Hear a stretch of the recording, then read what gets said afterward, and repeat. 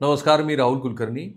अखेर निलेश चव्हाण, की ज्यांनी हगवणे कुटुंबाला बंदुकीच्या धाकावरती धमकावला असा आरोप आहे, त्याला पोलिसांनी अटक केली आणि त्याच्यासाठी थोडी-थोडी की नाही 3-4 पथकं वगैरे त्याच्या मागावरती होती.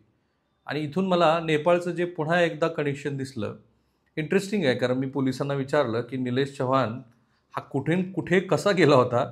तर निलेश चव्हाणचा प्रवास ज्याचा CCTV व्हिडिओ तुम्ही आता बघत आहात, तो पुण्यावरून मुंबईला, मुंबईवरून कर्जतला, रायगड, दिल्ली, गोरखपूर आणि उत्तर प्रदेशमध्ये सोनोलीला आणि तो नेपाळमध्ये आतमध्ये 27-28 किलोमीटर गेला होता. तिथे तो सकाळी असल्याची माहिती कळाल्यानंतर पोलिसांनी त्याला नेपाळमध्ये भैरवा म्हणजे तो काठमांडू, नेपाळ, भैरवा असा प्रवास करत होता आणि फायनली त्याला भैरवा मार्गे तो जेव्हा उत्तर प्रदेशमध्ये अ, सोनोलीला आला, तेव्हा त्याला अटक केली. नेपाळमध्ये 25 मेपासून ते जवळपास 30 मेपर्यंत तो तिथे मुक्कामी होता. आणि मुळात निलेश चव्हाणचा जो रोल आहे ह्या सगळ्या घटनेमध्ये तो तसा मर्यादित आहे. त्याच्या वकिलांनी जे म्हटलं, की ह्या सगळ्या प्रकरणामध्ये त्यांनी कुटुंबाच्या संदर्भामध्ये म्हणजे कसपटे कुटुंबाला बंदुकीचा धाक दाखवला वगैरे आणि त्याच्यानंतर मग निलेश चव्हाणची भूमिका, त्याचा आणि कश्मीरा की करिश्मा काय तिचा असलेला संबंध अशी सगळी चर्चा सुरू झाली. आणि इंटरेस्टिंगली की मुख्यमंत्र्यांनी असं म्हटलं होतं की ते बाळ कुठे शोधा आणि आम्हाला तातडीनं ते बाळ कुटुंबियांना द्या. त्यानंतर रुपाली चाकणकरांनी हे सांगितलं की ते बाळ सुखरूप परत आलेलं आहे पोलिसांच्या तपासात वगैरे. आणि मी जेव्हा कसपटे कुटुंबियांची मुलाखत करायला गेलो तेव्हा माझ्या असं लक्षात आलं की ह्यापैकी कोणतीच गोष्ट खरी नाही आहे. ना मुख्यमंत्र्याच्या हस्तक्षेपानंतर ते बाळ परत दिलं आहे, ना रुपाली चाकणकर यांनी सांगितल्यामुळं ते बाळ पोलिसांनी शोधलं. अत्यंत रहस्यमय पद्धतीनं, कारण आता निलेश चव्हाण ताब्यात आला आहे, तर हा तपास व्हायला हवा की ते बाळ मुंबई-पुणे एक्सप्रेसवेवरती, सर्व्हिस रोडवरती काही मिनिटाच्या अंतरात ते बाळ कसपटे कुटुंबाकडं कुणी दिलं? तो कोण अज्ञात व्यक्ती होता?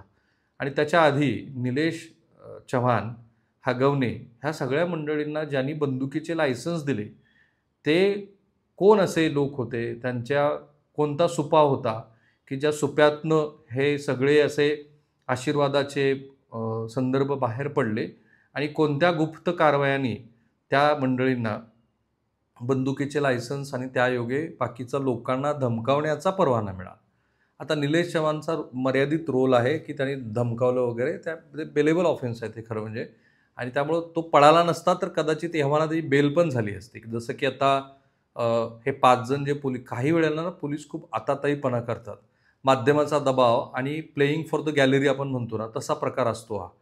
की प्लेइंग फॉर द गॅलरी म्हणजे आमच्याकडे सगळ्याचं लक्ष आहे, तर आम्ही काहीतरी रोज नवनवीन करतोय असं दाखवायचं आणि त्याच्यातनं मग त्या 5 जणांना, की जे ह्या हगवणे कुटुंबांना त्यांनी काही आश्रय दिलेला नव्हता हे न्यायालय स्वतः म्हणालं आणि नंतर त्यांना जामीन पण बहुधा मिळाला आहे, की जे कर्नाटकचे माजी मंत्री त्यांचा मुलगा होता वगैरे. तर ह्या निलेश चव्हाणचा जो रोल आहे ना, तो ह्या मर्यादेतच आहे. तो काही प्रत्यक्ष ह्या गुन्ह्यातला आरोपी आहे असं मूळच्या तक्रारीत नाही आहे. कसपटे कुटुंबियाच्या. त्या नंतरच्या तक्रारीमध्ये त्यांनी काही ह्याचं नाव घेतलं तर तो भाग अलहिता. आता हा प्रश्न निकाली निघाला, की निलेश चव्हाणला आज मध्यरात्री 2 वाजता पुणे विमानतळावरती ते घेऊन येत आहेत. ते तुम्ही बघतच आहात त्याचे त्याला ज्या पद्धतीनं पोलिसांनी पकडलंय.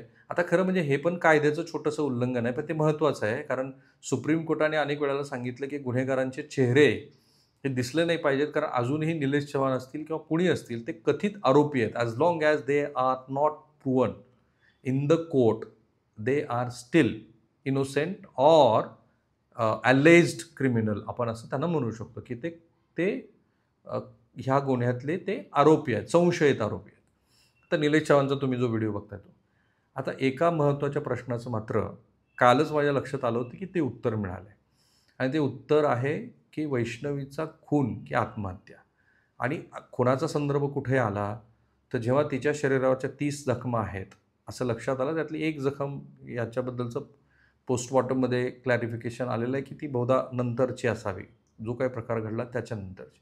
पण आधीच्या ज्या जखमा आहेत, त्या असं सजेस्ट करतात, की किमान 4-5 दिवस तिला ज्या जखमा जुन्या आहेत, ते जे पोस्टमॉर्टम रिपोर्टमध्ये आले, त्याप्रमाणे तिला मारहाण होत होती. त्या मारहाणीसाठी पाईप वापरला गेला आणि मग आता खुद्द वकील साहेबांनी म्हणजे हे अजून इंटरेस्टिंग आहे, की बचाव पक्षाच्या वकिलांनी सांगितलं, की तिचे कुणाबरोबर तरी चॅट होते आणि त्याच्यातनं हा प्रकार घडला आहे आणि त्या व्यक्तीचा तर साखरपुडा पण होता आणि त्याने नंतर तो साखरपुडा पण उरकला वगैरे. आता ह्याच्यातनं बचाव पक्षाची गल्लत काय झाली आहे, की ह्या प्रकारामध्ये नवऱ्यानी कोणत्यातरी अशा कारणामुळं तिला मारहाण केली हे अप्रत्यक्षपणे मान्यच केले त्यांनी.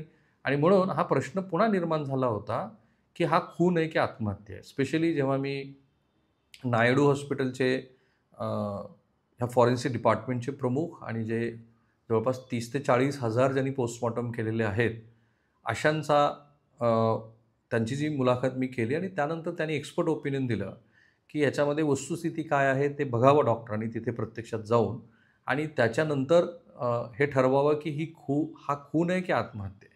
पण आता पोलीस सूत्राकडनं मिळालेल्या माहितीनुसार आणि जे न्यायालयाच्या पटलावरती आलेलं आहे त्यानुसार हा खून नसावा अशी शक्यता आहे. ही आत्महत्याच असावी. कारण मी जेव्हा हगवणे कुटुंबियांच्या घरी गेलो, त्यांच्या बुकुम गावामध्ये आम्ही गेलोच होतो. अनेक लोकांशी संवाद साधला आणि मग त्यांच्या आम्ही घरी गेलो. तिथे आम्हाला ही 2 कुत्री, त्याच्यानंतर CCTVचे कॅमेरेज दिसले आणि संपूर्ण घर, त्या घरासमोरची त्यांची शेतजमीन दिसली. त्यांना जो गाडीघोड्याचा छंद आहे, ते गाडीघोडे पण तिथे दिसले आणि आम्ही तिथे पोहोचणारे पहिले रिपोर्टर होतो, की ज्यांनी मुळामध्ये जाऊन तिथे ग्राउंड रिपोर्ट्स केला. आणि तेव्हाच मला असं कळलं होतं, कारण तिथे एक परभणीचा सालगडी आहे, वर्ष दीड वर्षापासून आहे. त्यांनी मला सांगितलं, की CCTVचे पूर्ण फुटेज पोलीस घेऊन गेलेले आहेत आणि तिथे फॉरेन्सिक एव्हिडन्स पण त्यांनी तपासला आहे. आणि म्हणून त्या दिवशीच हे स्पष्ट झालं होतं, की ज्या क्षणाला पोलीस CCTV बघतील आणि ते रेकॉर्डवरती आणतील, तेव्हा ह्या प्रश्नाचं गूढ उकललं जाईल, की ही आत्महत्या आहे की खून आहे. तर आता ऑन रेकॉर्ड जे आलेलं आहे त्याप्रमाणे हा खून नसून ही आत्महत्या आहे. कारण त्यावेळेला हे जे 5 आरोपी होते, ते 5 आरोपी घरी नव्हते. उलट जेव्हा हा प्रकार घडला, त्याच्यानंतर दरवाजा तोडून वैष्णवीला बाहेर काढलं, असं ऑन रेकॉर्डवरती ठेवण्यात आलेलं आहे. आणि पोलिसांनी सुद्धा ज्या रिमांड घेतल्या, त्या रिमांडमध्ये असं कुठं म्हटलेलं नाही, की हा खुनाचा गुन्हा आहे की नाही ह्याचा तपास करायचा आहे. अर्थात भविष्यामध्ये पुन्हा काही नवे खुलासे झाले, दरवाजा तोडायची वेळ का आली वगैरे असे नवे प्रश्न निर्माण झाले. 5ही आरोपी त्यावेळेला तिथे का नव्हते घरी, असेही उपप्रश्न निर्माण झाले, तर मग गुन्ह्याचं स्वरूप बदलू शकतं. पण या क्षणाला हा खुनाचा प्रकार नसून हा आत्महत्याचा प्रकार आहे, हे आता जवळपास सिद्ध झालं आहे. कारण 3ही रिमांड नोटमध्ये पोलिसांनी आपल्या गुन्ह्याचं स्वरूप बदललेलं नाही. तोच गुन्हा कायम ठेवला आहे, जो आधीचा आनंद कसपटे यांनी दिलेल्या तक्रारीप्रमाणे होता. आणि आता पुढे तपासच करायचा असेल आणि खरं तर बचाव पक्षाची ती पण एक चूक आहे. जो संभावित त्यांच्या बचावाचा भाग होता, तो त्याने आधीच सांगून टाकला, की अशा-अशा कारणामुळं तो अमुक-अमुक प्रकार झालेला असावा. आता सरकारी पक्षाला हे माहिती आहे, की साधारणपणे बचाव पक्ष काय करणार आहे. आता पोलिसांना पण कळून चुकले. त्यामुळं त्यांना तो खरोखर तसा प्रकार आहे की नाही, जो बचाव पक्षाच्या वतीनं न्यायालयामध्ये तिच्या चारित्र्याबद्दलचे प्रश्न उपस्थित करणारा बचाव केला गेला आहे. तर त्याबद्दलचा सुद्धा त्यांना आता तपास करावा लागेल आणि त्या तपासातनं पुढे जे मुद्दे येतील त्यातनं हे निश्चिती होऊ शकते, की वैष्णवीचा हा जो आत्महत्याचा प्रकार आहे, तो तिला मानसिकदृष्ट्या त्या टप्प्यापर्यंत कसे हे घेऊन आलेत. कारण आता आनंद कसपटेंनी ते MJ हेक्टर गाडी होती ती रद्द करून ही कशी घेतली फॉर्च्युनर त्याचे पुरावे दिलेत. त्यांनी विकत घेतलेल्या मोबाईल फोनचे जे जावयासाठी घेतला होता त्याचे पुरावे दिलेत. चांदी आणि त्या सगळ्या गोष्टी तर त्यांनी जाहीरपणे सांगितल्या. त्यामुळं हुंडा पैशाचं ट्रान्झॅक्शन या सगळ्या केसमध्ये झालेलं आहे. कायदेशीरदृष्ट्या आपण ह्या सगळ्या प्रकरणाकडे बघत आहोत. याच्यामध्ये जे आणि जसं घडतंय आणि जे संभावित आहे, याचा तो उहापोह आहे.